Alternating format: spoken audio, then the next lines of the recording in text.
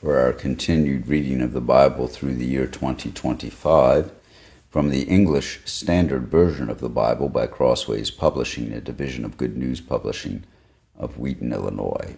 A reading of the book of Leviticus, chapters 12 and 13, followed by Psalm 35. Starting Leviticus chapter 12.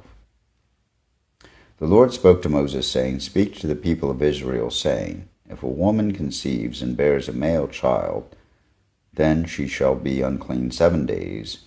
At the time of her menstruation she shall be unclean. And on the 8th day the flesh of his foreskins shall be circumcised. Then she shall continue 33 days in the blood of her purifying. She shall not touch anything holy, nor come into the sanctuary, until the days of her purifying are completed. But if she bears a female child, then she shall be unclean 2 weeks, as in her menstruation, and she shall continue in the blood of her purifying for 66 days. And when the days of her purifying are completed, whether for a son or for a daughter, she shall bring to the priests at the entrance of the tent of meeting a lamb a year old for a burnt offering, and a pigeon or a turtle dove for a sin offering. And he shall offer it before the Lord, to make atonement for her. Then she shall be clean from the flow of her blood. This is the law for her who bears a child, either male or female. And if she cannot afford a lamb, then she shall take 2 turtle doves or 2 pigeons, one for a burnt offering, and the other for a sin offering. And the priest shall make atonement for her, and she shall be clean. The Lord spoke to Moses and Aaron, saying, When a person has on the skin of his body a swelling or an eruption or a spot, and it turns into a case of leprous disease on the skin of his body, then he shall be brought to Aaron the priest, or one of his sons the priests. And the priest shall examine the diseased area of the skin of his body, and if the hair in the diseased area has turned white, and the disease appears to be deeper than the skin of his body, it is a case of leprous disease. When the priest has examined him, he shall pronounce him unclean. But if the spot is white in the skin of his body and appears no deeper than the skin, and the hair in it has not turned white, the priest shall shut up the diseased person for 7 days. And the priest shall examine him on the 7th day, and if in his eyes the disease is checked, and the disease has not spread in the skin, then the priest shall shut him up for another 7 days. And the priest shall examine him again on the 7th day, and if the diseased area has faded, and the disease has not spread in the skin, then the priest shall pronounce him clean. It is only an eruption, and he shall wash his clothes and be clean. But if the eruption spreads in the skin after he has shown himself to the priest for his cleansing, he shall appear again before the priest, and the priest shall look, and if the eruption has spread in the skin, then the priest shall pronounce him unclean. It is a leprous disease. When a man is afflicted with a leprous disease, he shall be brought to the priest, and the priest shall look, and if there is a white swelling in the skin that has turned the hair white, and there is raw flesh in the swelling, it is a chronic leprous disease in the skin of his body, and the priest shall pronounce him unclean. He shall not shut him up, for he is unclean. And if the leprous disease breaks out in the skin, so that the leprous disease covers all the skin of the diseased person from head to foot, so far as the priest can see, then the priest shall look, and if the leprous disease has covered all his body, he shall pronounce him clean of the disease. It is all turned white, and he is clean. But when raw flesh appears on him, he shall be unclean, and the priest shall examine the raw flesh and pronounce him unclean. Raw flesh is unclean, for it is a leprous disease. But if the raw flesh recovers and turns white again, then he shall come to the priest, and the priest shall examine him, and if the disease has turned white, then the priest shall pronounce the diseased person clean. He is clean. If there is in the skin of one's body a boil and it heals, and in the place of the boil there comes a white swelling or a reddish white spot, then it shall be shown to the priest, and the priest shall look, and if it appears deeper than the skin, and its hair has turned white, then the priest shall pronounce him unclean. It is a case of leprous disease that is broken out in the boil. But if the priest examines it, and there is no white hair in it, and it is not deeper than the skin, but has faded, then the priest shall shut him up 7 days. And if it spreads in the skin, then the priest shall pronounce him unclean. It is a disease. But if the spot remains in one place and does not spread, it is the scar of the boil, and the priest shall pronounce him clean.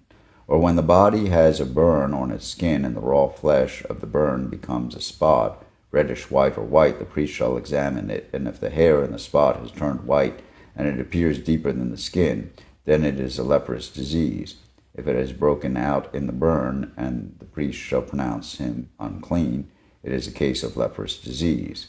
But if the priest examines it, and there is no white hair in the spot, and it is no deeper than the skin, but is faded, the priest shall shut him up 7 days, and the priest shall examine him the 7th day. If it is spreading in the skin, then the priest shall pronounce him unclean. It is a case of leprous disease. But if the spot remains in one place and does not spread in the skin, but has faded, it is a swelling from the burn, and the priest shall pronounce him clean, for it is the scar of the burn. When a man or woman has a disease on the head or the beard, the priest shall examine the disease, and if it appears deeper than the skin, and the hair in it is yellow and thin, then the priest shall pronounce him unclean. It is an itch, a leprous disease of the head or the beard. And if the priest examines the itching disease, and it appears no deeper than the skin, and there is no black hair in it, then the priest shall shut up the person with the itching disease for 7 days. And on the 7th day the priest shall examine the disease. If the itch has not spread, and there is no yellow hair, and the itch appears to be no deeper than the skin, and he shall shave himself. But the itch he shall not shave, and the priest shall shut up the person with the itching disease for another 7 days. And on the 7th day the priest shall examine the itch, and if the itch has not spread in the skin, and it appears to be no deeper than the skin, then the priest shall pronounce him clean, and he shall wash his clothes and be clean. But if the itch spreads in the skin after his cleansing, then the priest shall examine him, and if the itch has spread in the skin, the priest need not seek for the yellow hair. He is unclean. But if in his eyes the itch is unchanged, and black hair has grown in it, the itch is healed, and he is clean, and the priest shall pronounce him clean. When a man or woman has spots on the skin of the body, white spots, the priest shall look, and if the spots on the skin of the body are of a dull white, it is leukoderma that is broken out in the skin. He is clean. If a man's hair falls out from his head, he is bald, he is clean.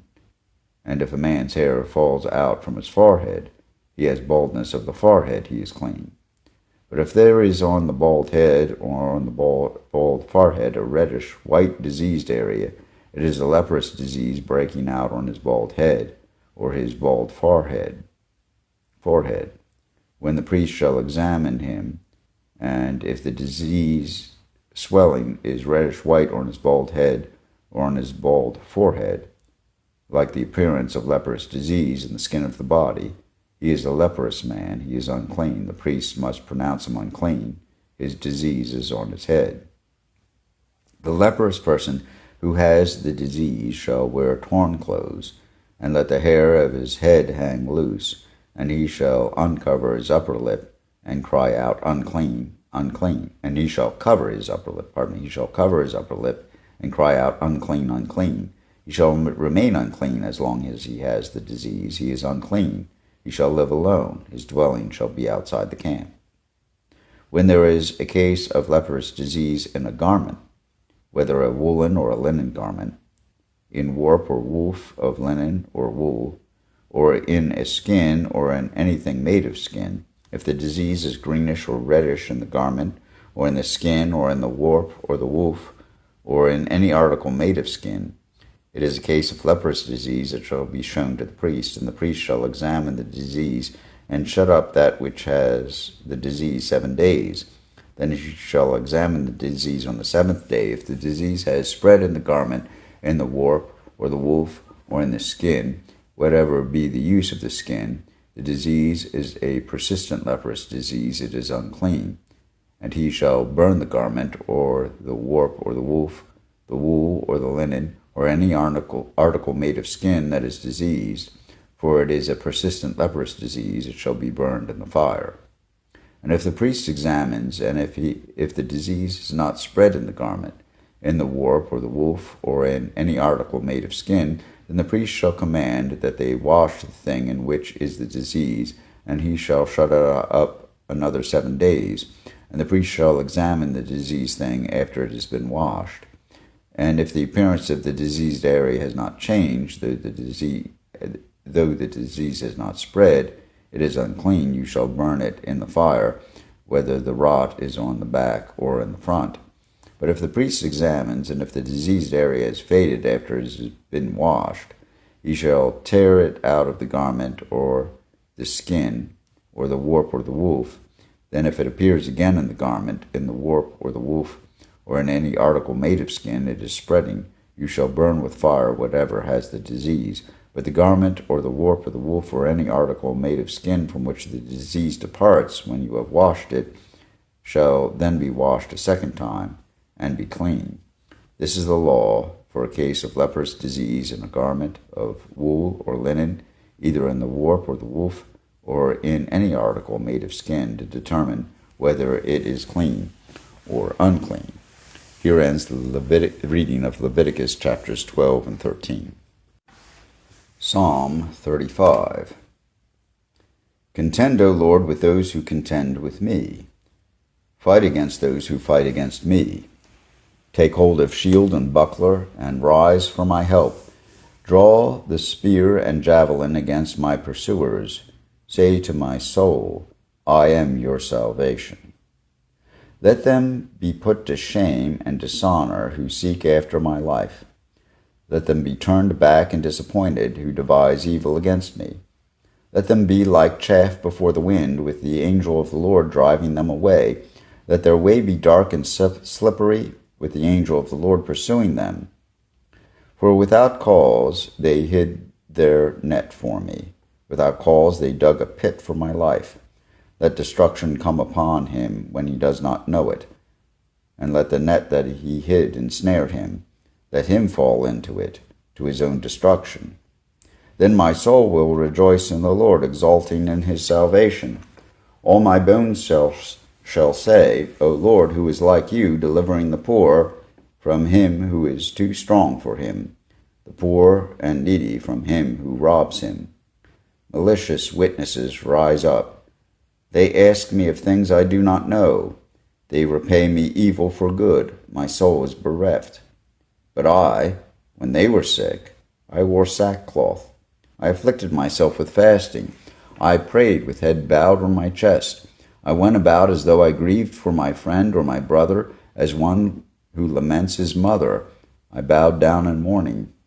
But at my stumbling they rejoiced and gathered. They gathered together against me.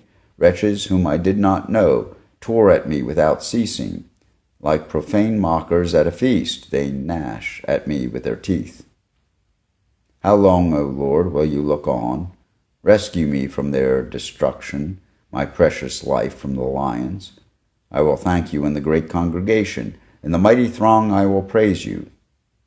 Let not those rejoice over me who are wrongfully my foes, and let not those wink the eye who hate me without cause.